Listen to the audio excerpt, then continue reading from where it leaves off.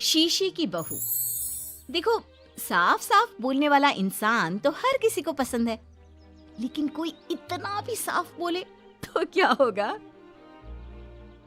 वो माँ जी, आप ना प्लीज मुझसे तमीज से बात करिएगा, क्योंकि मेरी माँ ने कहा था कि आप तमीज से बात ना करें तो मैं आपकी खटिया खड़ी कर दूं।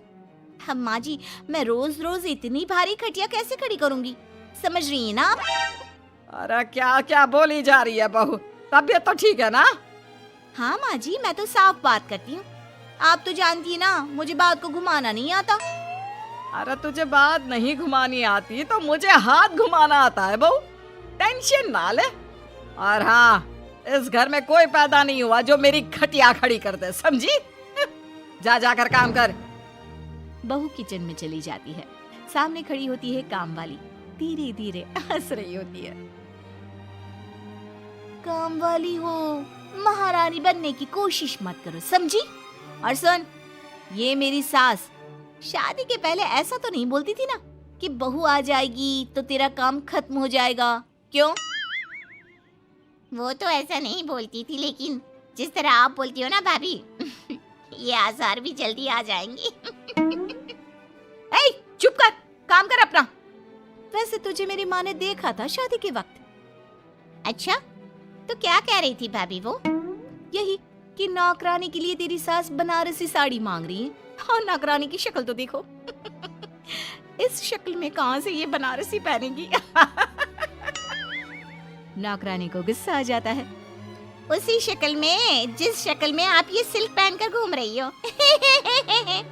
वैसे बनारसी मांगकर मुझे तो गंदी सी काटन पकड़ा दिया था इसने। अभी बात करती हूँ। और क्या बात कर? हम लोगों से तो बोला था कि नौकरानी बहुत प्यारी है हमारी, 10 साल से काम कर रही है, तो उसके लिए कम से कम बनारसी तो चाहिए ही चाहिए। मेरी माँ से 25,000 की साड़ी ली थी तुम्हारे नाम से। नौकरानी चढ़ जाती है झाड़ पर। वो तो सास से लड़ने पहुंच जाती है। क्यों मालकिन, बहू की माँ ने मेरे लिए भी कुछ भेजा था, दिया नहीं आपने? हाँ हाँ, दिया तो था। 200 रुपए की साड़ी दी थी, वो तो मैंने अपने पास से तुझे एक्स्ट्रा दिया था। तभी बहू आ जाती है। कैसी बात करिए माँ जी, माँ ने तो आपको इनके लिए 25,000 की साड़ी दी थी, देती क्यों नहीं? देनी ही पड़ेगी, वरना मैं कल से नहीं आएगी काम पर। हाय रे, 25,000 की साड़ी तेरी माँ देगी, वो भी नौकरानी के लिए? अरे साड़ी से 2,000 की साड़ी बनारसी मेरे लिए लाई थी, मुझे नहीं आई पसंद, तो कहती है या तो पहन लो या नौकरानी को दे दो। अब जैसी थी रख ली। नौकरानी के लिए तो 200 की साड़ी दी थी तेरी अम्मा ने। देख, मेरे पास तो वीडियो भी है देते हुए। ये बोलकर सास नौकरानी को मोबाइल में वीडियो दिखा देती है। हाय रे भाभी, शर्म कर लो शर्म। कैसा गेम खेल गई तुम तो। बाहर से तो बड़ी सीधी दिखती हो मालकिन। अब मुझे जो मेरी माँ ने बोला था मैंने बता दिया। वैसे भी ना मुझे बात को घुमाने की आदत तो है नहीं।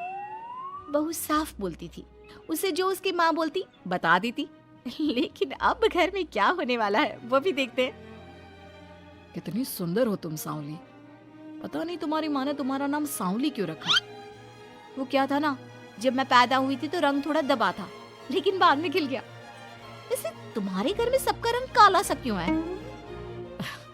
वो मेरी माँ काली थी, पापा तो गोरे थे, लेकिन सब माँ पर चले गए इसलिए। लेकिन फिर भी फीचर शार्प है हम लोगों के। हाँ हाँ, क्यों नहीं, वो तो है सांवली सलोनी। अगले रोज बहू काम कर रही थी कि सास, वो मिश्रा की बहू कितनी चमकती है, पता नहीं क्या लगाती है। माँ जी क्या करना है चमक कर, आप लोग तो ऐसे ही अच्छे लगते हैं, काले काले। काले काले से क्या मतलब है बहू? अरे बस रंग हल्का सा दबा है। हाँ माँ जी, मैं वो नहीं कह रही हूँ। वैसे पापा जी का तो वो भी नहीं है, गोरे हैं पापा जी। ये भी कह रहे थे कि आपके कारण ही वो काले हैं, क्योंकि आप काली हैं ना। तो मैंने कहा कि क्या कहा इसने मेरे कारण? अरे जिस माँ ने 9 महीने कोख में रखा, पाला पोसा, उसे पल भर में ब्लेम कर दिया। वाह रे मेरे बेटे, मेरी परवरिश में ही कमी होगी कि मेरा ही बेटा माँ को काला बोल रहा है। क्या है माँ जी, जबरदस्ती इनको कोस रही हैं? एक तो मैंने आपको बता दिया कि ये क्या बोल रहे थे। हाँ हाँ बहू, तू तो शीशे की तरह साफ है, इसमें दो राय नहीं। लेकिन तेरे साफ बोलने से कई बार लोगों के दिल टूट जाते हैं। तो वही बोला कर जिससे लोगों का मन खराब ना हो। वैसे अगर मेरे बेटे ने मुझे काला बोला भी तो मैं जानती हूँ कि वो किसी और संदर्भ में बोल रहा होगा। मैं भी ना कभी कभी कैसे बच्चों जैसी बात करती हूँ। सास काम पर लग जाती है और बहू भी। एक रोज, चल बहू जरा मंदिर होकर आते हैं। मंदिर में सब पूछते हैं बहू कैसी है, बहू कैसी है। मैंने कहा खुद ही मिल लेना, ले आती हूँ उसे। सास बहू मंदिर जाते हैं, जहाँ सास की टोली बहू का स्वागत करती है, उसे आशीर्वाद देती है और फिर, बहू कैसा लग रहा है ससुराल में? घर में एडजस्ट हो गई? अच्छा तो खैर नहीं लग रहा है, लेकिन क्या करें, रहना तो होगा ही ना, शादी जो की है। वैसे माँ जी का व्यवहार अच्छा है, लेकिन अरे बहू, तूने मुझे बताया नहीं कि तेरा मन नहीं लगता। और सास का व्यवहार अच्छा है तो क्या पति मारता है? अरे नहीं नहीं नहीं नहीं, वो क्या है ना, मेरा गांव का घर बड़ा, बड़े आंगन, खुली रसोई, कमरे। यहाँ शहर में तो लगता है किसी ने टांग दिया है घोंसले में। इसलिए नहीं लगता मन। औरतें बहू की बात पर हंसने लगती है। बड़ी ही सीधी बहू है तेरी, मन की सारी बात करती है किसी के भी सामने।